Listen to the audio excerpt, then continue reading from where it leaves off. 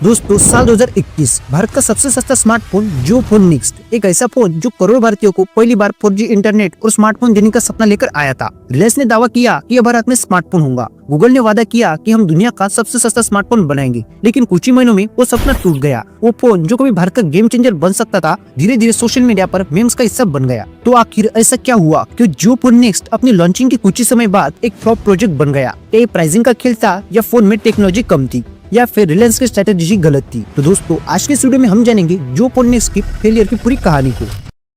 तो दोस्तों साल 2021 में मुकेश अंबानी ने अनाउंस किया कि उनका विजन इंडिया को 2G मुक्त बनाना है, जिसके लिए वो गूगल के साथ मिलकर दुनिया का सबसे सस्ता 4G स्मार्टफोन बनाने जा रहे हैं। और इस फोन का नाम रखा गया है जियो फोन नेक्स्ट। कंपनी का लक्ष्य था कि वो इंडिया के कम से कम 300 करोड़ यूजर को फास्टर नेटवर्क का एक्सपीरियंस प्रोवाइड करेंगे, जो कि बजट की वजह से आज भी 2G पर रिलाय करते हैं। अब रिलायंस के रेपुटेशन और इसके पुराने जियो फोन को मिले सक्सेस को देखते हुए गूगल ने करीब $4.5 बिलियन कंपनी में इन्वेस्ट किए और लग गए दुनिया का सबसे सस्ता 4G स्मार्टफोन बनाने में। और अब लोगों को भी लगा कि दुनिया की इतनी बड़ी कंपनियां रिलायंस और जियो इस फोन को बना रही है, तो इस फोन की चर्चा तो होगी ही। और लोगों को अब बस इस बात का इंतजार था कि ये दोनों कंपनियां एक स्मार्टफोन को कितना सस्ता बना सकती है। और जो भी अपने स्मार्टफोन को जल्दी मार्केट में उतारना चाहता था और इस स्मार्टफोन के लिए जियो हार्डवेयर बना रहा था, तो वही गूगल स्मार्टफोन के लिए ऑपरेटिंग सिस्टम बना रहा था। 40 से भी ज्यादा हाईली एजुकेटेड इंजीनियर और प्रोजेक्ट मैनेजमेंट की टीम इस बात पर रिसर्च कर रही थी कि कैसे कम से कम दामों में लोगों के लिए ऑपरेटिंग सिस्टम डेवलप किया जा सके, क्योंकि इस स्मार्टफोन को खासतौर पर इंडियन कस्टमर के लिए बनाया जा रहा था। इसलिए जियो इस स्मार्टफोन की प्राइसिंग, डिस्ट्रीब्यूशन और मार्केटिंग स्ट्रेटेजी पर काम कर रहा था। और फिर आखिरकार वो दिन आ गया जब स्मार्टफोन मार्केट में लॉन्च होने वाला था।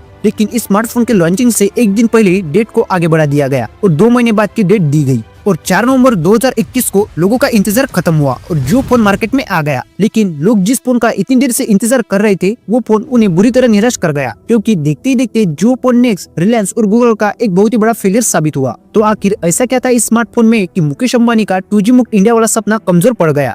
क्योंकि काफी टाइम से न्यूज सुर्खियां हो रही थी कि जियो दुनिया का सबसे सस्ता स्मार्टफोन लॉन्च करने जा रहा है, और फिर लोग अंदाजा लगा रहे थे कि इसका प्राइस 3 से 4 हजार रुपए के बीच होगा। लेकिन जियो फोन लॉन्च किया गया तो इसकी कीमत निकल कर आई 6,499 रुपए। साथ ही फोन की स्पेसिफिकेशन भी काफी एवरेज थी, जो इस प्राइस के साथ लोगों को बिल्कुल ही लुभा नहीं सकी। जैसे कि जियो फोन नेक्स्ट में 2GB रैम और 32GB इंटरनल स्टोरेज दिया गया था, 13 मेगापिक्सल रियल कैमरा और 8 मेगापिक्सल फ्रंट कैमरा, 2500 mAh की बैटरी, डुअल सिम और क्वालकॉम स्नैपड्रैगन QM215 का प्रोसेसर मौजूद था। ये सुनने में आपको भले ही अट्रैक्टिव लग रहे होंगे, लेकिन अगर आप इस फोन को रियल वर्ल्ड में यूज करेंगे तो आपको पता चलेगा कि इसमें कितने सारे लैगिंग इश्यू है और किसी ऐप और वेबसाइट को ओपन करने के लिए आपको काफी सारा एक्स्ट्रा टाइम देना पड़ेगा। यही रीजन है कि जियो ने अपने पहले साल में टारगेट 2 करोड़ से ज्यादा फोन बेचने का रखा था, लेकिन साल खत्म होने तक 20 लाख फोन भी नहीं बिक सके। लेकिन वही जब जियो फोन ने अपना KOS पावर्ड फीचर यानी जियो फोन को साल 2017 में लॉन्च किया था, तो फिर इस साल के एंड तक उसके 100 करोड़ से ज्यादा कस्टमर बन गए थे। लेकिन इस तरह की पॉपुलरिटी पाने में जियो फोन नेक्स्ट चूक गया।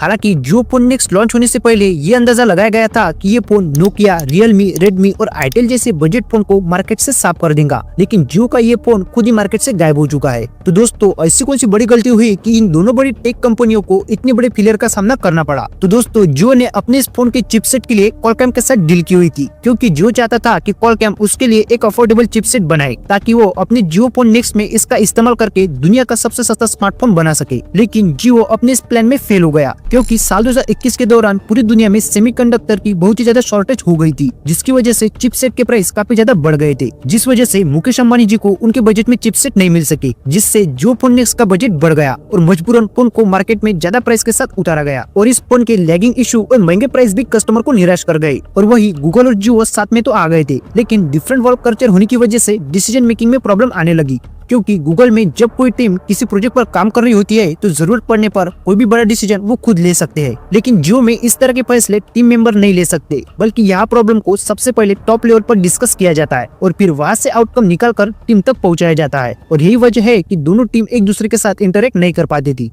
और कोविड पैंडेमिक की वजह से भी इन्हें अपनी मीटिंग गूगल मीट के जरिए करनी पड़ती थी। इसी वजह से कम्युनिकेशन में गैप आ गया और कई सारी चीजें ठीक तरह से डिस्कस ही नहीं हो पाई। और दोस्तों जियो चाहता था कि गूगल 1GB वाला फोन बनाए, ताकि प्रोडक्शन कॉस्ट को जितना कम हो सके कम करके मार्केट को एक सस्ता स्मार्टफोन ऑफर किया जा सके। लेकिन जब प्रोडक्ट लॉन्च हुआ तो उसकी 2GB रैम प्रोवाइड की गई थी, जिसकी वजह से फोन की प्राइस भी बढ़ गई थी। शुरुआत में गूगल और जियो का प्लान था कि इंडिया के अलावा इस फोन को दूसरे देश के मार्केट में भी लॉन्च किया जाए, लेकिन इंडिया में मिले फेलियर के बाद उन्होंने अपने इस प्लान को कैंसिल कर दिया। और अब बात करते हैं उस स्ट्रेटजी की जिसे शायद इस फोन का बिगेस्ट मिस्टेक भी कहा जा सकता है, जो कि है EMI मॉडल। जियो ने EMI मॉडल को अट्रैक्टिव ऑप्शन बनाने की कोशिश की, लेकिन EMI स्ट्रक्चर इतना कॉम्प्लेक्स था कि कस्टमर डर गए, क्योंकि EMI फोन की वास्तविक कीमत 6,499 रुपए से बढ़कर कई लोगों के लिए 9 से 10,000 रुपए हो गई। और वहीं भारत के लो इनकम समूह में EMI को एक रिस्क की तरह देखा जाता है। इसके ऊपर रिचार्ज डिपेंडेंसी भी थी कुछ EMI प्लान्स में, जो हर महीने जियो का रिचार्ज करना कंपलसरी था। और फिर ये पूरा मॉडल उस ऑडियंस के खिलाफ चला गया जिसे जियो टारगेट कर रहा था, और इसी वजह से जियो फोन नेक्स्ट पूरी तरह से मार्केट में फ्लॉप हो गया।